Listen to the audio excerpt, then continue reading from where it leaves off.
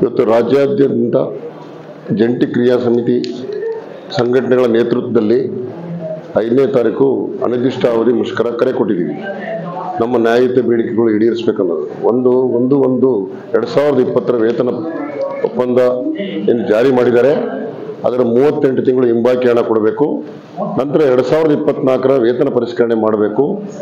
2021 ಮುಷ್ಕರದಲ್ಲಿ dismiss ವಜಾ ಆದಂತ ಕಾರ್ಮಿಕರನ್ನ ಯಾವುದೇ ಕಂಡೀಷನ್ ಇಲ್ಲದೆ ವಾಪಸ್ ತಗೊಳ್ಬೇಕು ಅನ್ನೋ 3 ಪ್ರಮುಖ ಬೇಡಿಕೆಗಳು, ಇನ್ನಿತರೆ 9 ಬೇಡಿಕೆಗಳನ್ನ ಸೇರಿಸಿ ಬೇಡಿಕೆ ಈಡೇರಿಸಬೇಕಂತ ನಾವು ಸರ್ಕಾರಕ್ಕೆ ಒತ್ತಾಯ ಮಾಡಿದೀವಿ. ಈಗಾಗಲೇ 19 ತಿಂಗಳು ಕಳೆದೋಗಿದೆ. ರಾಜ್ಯ ಸರ್ಕಾರ ಆಡಳಿತಕ್ಕೆ ಬಂದು 2 ವರ್ಷ ಮೇಲಾಯಿತು. ಇದುವರೆಗೂ ನಮ್ಮನ್ನು ಕರೆದು ಮಾತಾಡಿ ನಮ್ಮ ಬೇಡಿಕೆ ಈಡೇರಿಸಿಲ್ಲ. ಅವರು ಇವತ್ತು ಮುಖ್ಯಮಂತ್ರಿಗಳು ಜವಾಬ್ದಾರಿ ಸ್ಥಾನದಲ್ಲಿ ಇರ್ತಕ್ಕಂಥ ಮುಖ್ಯಮಂತ್ರಿ, ರಾಜ್ಯದ ಚುಕ್ಕಾಣಿ ಒಂದು ಮುಖ್ಯಮಂತ್ರಿಗಳಾಗಿ ಚುಕ್ಕಾಣಿ ಹಿಡಿದಂತ ಮುಖ್ಯಮಂತ್ರಿಗಳು ಇದ್ದಾರೆ. ಅವರು ಉಡಾಫಿ ಮಾತಾಡ್ತಾ ಇದ್ದಾರೆ, ಆರಿಕೆ ಮಾತಾಡ್ತಾ ಇದ್ದಾರೆ. ಅದು ಏನು ಅಂದ್ರೆ 2027-28 ನಿಮ್ಗೆ ಕೈಗಾರಿಕಾ ಒಪ್ಪಂದ ಮಾಡಲ್ಲ ಅಂತ. ಅಂದ್ರೆ 2 ಒಪ್ಪಂದಗಳು ನಮಗೆ ನಷ್ಟ ಆಗ್ತದೆ. ಆಮೇಲೆ 2020 ಇನ್ನೇನು ಚುನಾವಣೆ ಹತ್ರ ಬಂದಾಗ ಬೊಮ್ಮಾಯಿ ಅವರಿಗೆ ಇನ್ನೊಂದು 1 ದಿವಸ ಅವಕಾಶ ಇತ್ತು. ಆ ಸಂದರ್ಭದಲ್ಲಿ ನಮ್ಗೆ 15% ಸಂಬಳ ಜಾಸ್ತಿ ಮಾಡಿದ್ರು, 38 ತಿಂಗಳ ನಂತರ ಮಾಡಿದ್ರು. ಆ ಒಂದು ಅರಿಯರ್ಸ್ 38 ತಿಂಗಳ ಅರಿಯರ್ಸ್ ಉಳಿದಿದೆ. ಹೊಸ ಸರ್ಕಾರ ಬಂದಿದೆ.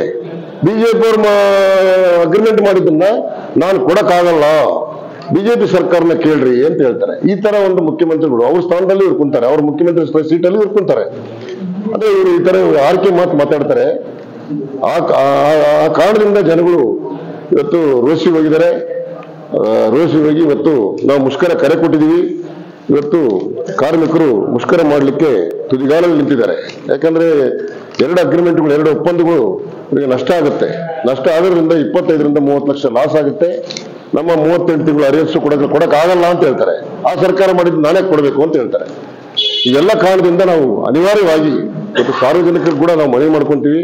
ನಾವು ಮುಷ್ಕರ ಸಂದರ್ಭದಲ್ಲಿ ನಿಮಗೆ ಪ್ರಯಾಣಿಕರಿಗೆ ಅನಾನುಕೂಲ ಆಗ್ತದೆ, ದಯವಿಟ್ಟು ಸಹಕರಿಸ್ಬೇಕಂತೇಳಿ ಪ್ರಯಾಣಿಕರು ಕೇಳ್ತಾ ಈ ಮುಷ್ಕರನ ಇವತ್ತು ಸಾರಿಗೆ ಕಾರ್ಮಿಕರು ಯಶಸ್ವಿ ಮಾಡಕ್ಕೆ ಈಗಾಗಲೇ ತಯಾರಿಯಲ್ಲಿದ್ದಾರೆ, ತುದಿಗಾಲಲ್ಲಿ ನಿಂತಿದ್ದಾರೆ.